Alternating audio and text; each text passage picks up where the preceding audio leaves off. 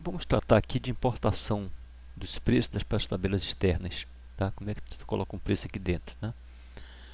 A tabela externa ela funciona assim. Ó. Já expliquei um pouquinho na videoaula anterior, mas vamos replicar. Temos, por exemplo, que a tabela SNAP. Se observarmos aqui e selecionarmos a tabela, só tem aqui o estado do Pará no caso. Se a sua licença é do Rio de Janeiro, vai ter a tabela do Rio de Janeiro e mais estado que você queira. Se for de Rondônia, vai ter Rondônia e mais estado que você queira. Por aí vai, né? Nesse caso, eu vou trabalhar com Pará. Ok. Selecionando, né? Eu já criei ainda há pouco a referência 2012-04. Já havia sido criada há pouquinho. Então, na verdade, nós inserimos um registro, né?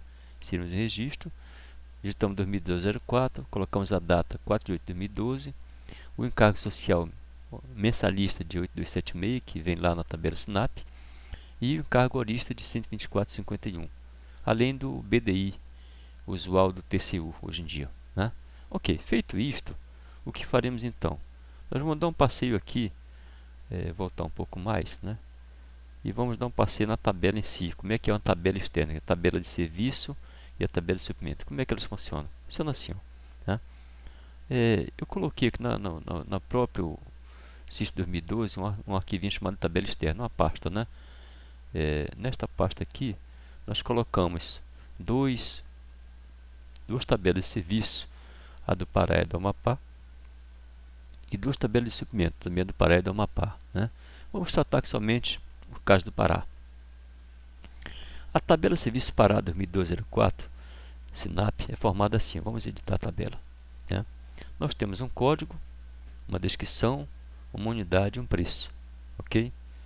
Isso aqui se você observar, nós temos aqui a tabela bastante extensa, rolando no início.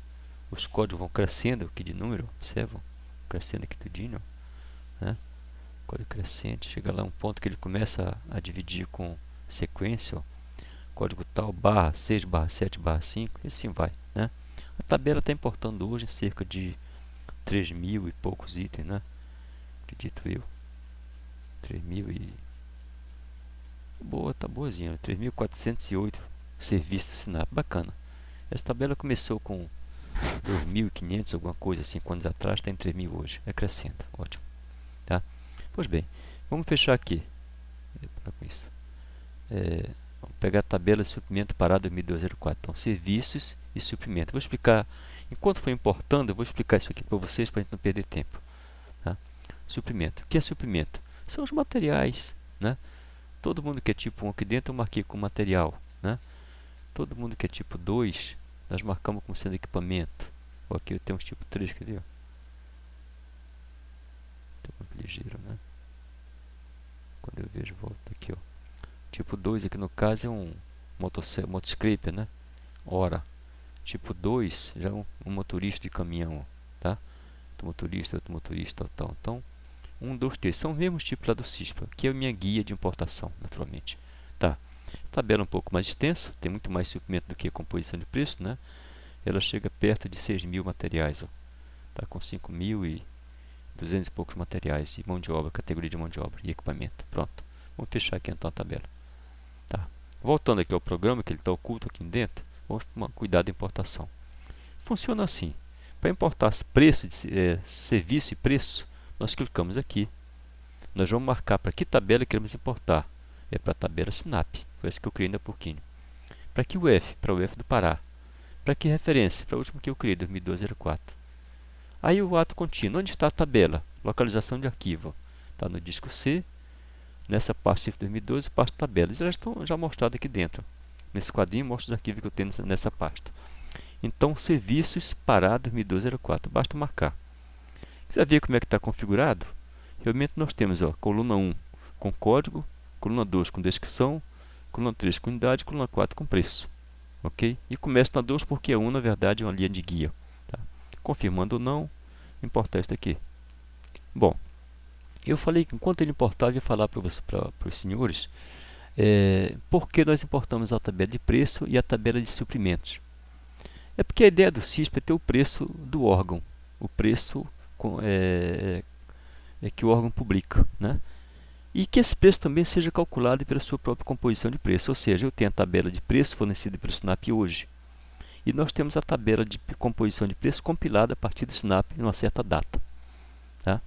Se essas composições não foram mudadas, em tese, o preço calculado hoje por eles é o mesmo preço calculado hoje por nós, porque nós temos a mesma composição dele. Então, nós importamos a tabela de preço para poder ter essa relação de fidedignidade. Essa é a ideia. Já importamos serviço, vamos agora importar suprimento. Mesma coisa, suprimento. Aqui é bom marcar esta versão, esse dado, para ele atualizar o preço local, quer dizer, aquela coluna de preço do material que você pode mexer, ele vai lançar nessa coluna o preço médio externo do material dele. Tá? Ok. Então, a tabela que nós queremos é a tabela chamada de SINAP. E a UF que nós queremos é a UF do Estado do Pará, a referência 2012-04. Aqui, marquei. Onde está a tabela? Está bem aqui. Suprimentos Pará 2012-04. Suprimentos, SINAP, Pará 2012-04. Batendo. Os nomes são nesse sentido. Se eu for configurar, não deu para decorar como era ali, mas a tabela era coluna 1, código, 2, descrição, 3, unidade, 4, preço mínimo, preço médio, preço máximo e tipo na 7. Né? Começo na 2. Confirmei. Bem, se eu explicar uma coisinha aqui antes aqui, enquanto ele está trabalhando, né? Já mandei importar. Enquanto ele trabalha, dessa informação aqui de fim de arquivo, mais 10 linhas de fim de arquivo, isso é defesa para nós e para você também. Vamos lá. Mantém relacionamento da versão atual, na versão atual, suprimento de versões anteriores. O SINAP já teve 6.000 suprimentos um dia. Hoje baixou para 5.200 e pouco. Tirou os tubos de grande envergadura, tubo de ferro, tubo de RPVC e tudo mais. Né? Existem órgãos que precisam daqueles preços para poder fazer esses orçamentos. Ou eles coletam no mercado, ou em alguns casos trazem preço do SINAP mesmo anterior, quando não está tão distante. Por exemplo, esse preço tirado em 2010 já não vale a pena manter hoje porque está defasado por si só. Mas se o preço for retirado hoje, né, e eu quiser levar o preço anterior para o preço atual, ou seja, o preço digamos, de abril para maio ou de maio para junho, não há um pecado muito grande nisso. Então, para esses casos, a gente deixou essa situação aqui dentro. Quer dizer, mantém relacionamento na versão atual, suprimento de versões anteriores já descontinuadas. Né? É isso aqui. Ele está terminando de fazer a carga e havia aparecido aqui no centro, nesse localzinho aqui, uma informação. Mais de 10 linhas consecutivas, fim de arquivo.